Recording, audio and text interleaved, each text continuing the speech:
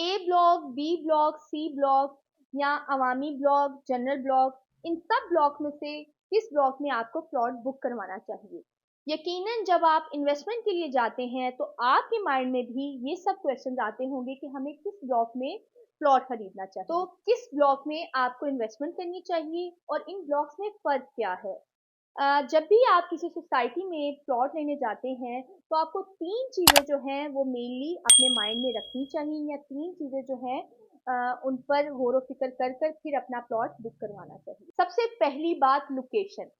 मतलब जब आप प्लॉट बुक करवाने जाएँ तो सबसे पहले ये देखें कि जिस ब्लॉक में आप प्लॉट ले रहे हैं उसकी लोकेशन क्या है। अक्सर औक़ात ऐसा होता है कि कुछ सोसाइटी बहुत बड़े रक़बे पर तामीर होती हैं, तो वहाँ से जिस ब्लॉक में आप प्लॉट ले रहे होते हैं उसका डिस्टेंस भी कुछ मिनट का होता है। और कुछ ब्लॉक्स कुदरती तौर पर मेन गेट से डिस्टेंस पे होते हैं। नक्शे पर तो सारे ब्लॉक्स करीब-करीब ही लगते हैं, लेकिन ऑन ग्राउंड सिचुएशन डिफरेंट होती है। इसलिए जब भी आप किसी ब्लॉक का नाम सुने तो पहले उसकी लोकेशन चेक कर लें। नंबर 2 पॉइंट है डेवलपमेंट स्टेटस, यानी जब आप किसी ब्लॉक में अपना प्लॉट बुक करवाने जाएँ तो उसका डेवलपमेंट स्टेटस देखें।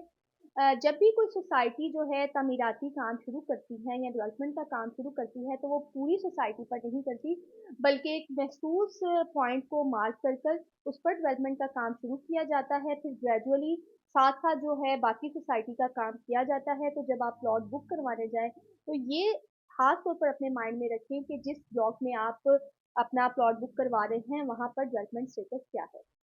दूसरे अल्फाज में या फिर आप पोजेशनेबल प्लॉट खरीदें या फिर वो प्लॉट खरीदें जिनका पेमेंट प्लान मुकम्मल होते ही बैलेटिंग हो और पोजेशन मिल जाए। बतौर एंड यूज़र हमें ये बात ध्यान में रखनी है कि पोजेशन मिलने में जितनी देर होगी उतना ही कंस्ट्रक्शन कॉस्ट में इजाफा होगा और हमें घर बनाने में मुश्किल का सामना करना पड़ेगा। अब आते हैं तीसरी बात की तरफ, जो है प्लॉट की कीमत, यानी जिस ब्लॉक में आप प्लॉट ले रहे हैं उसकी कीमत बाकी प्लॉट की निस्बत कितनी कम या ज़्यादा है। अगर इस ब्लॉक में डेवलपमेंट का काम अच्छा है और लोकेशन भी अच्छी है तो यकीनन ओवरऑल इसकी कीमत में चंद लाख का इजाफा आ गया होगा और ये इजाफा काबिल कबूल भी होगा। लेकिन अभी ब्लॉक बना भी नहीं और मार्केट हाइप की वजह से उसका रेट बढ़ गया है तो बतौर एंड यूज़र हमें इस ब्लॉक में इन्वेस्टमेंट नहीं करनी चाहिए।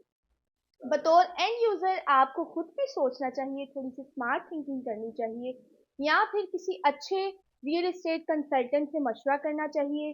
जैसा कि गोंदा रियल एस्टेट एक बाएतमाद इदारा है जो कि आपकी तमाम तर क्यूरीज को फुलफिल करता है।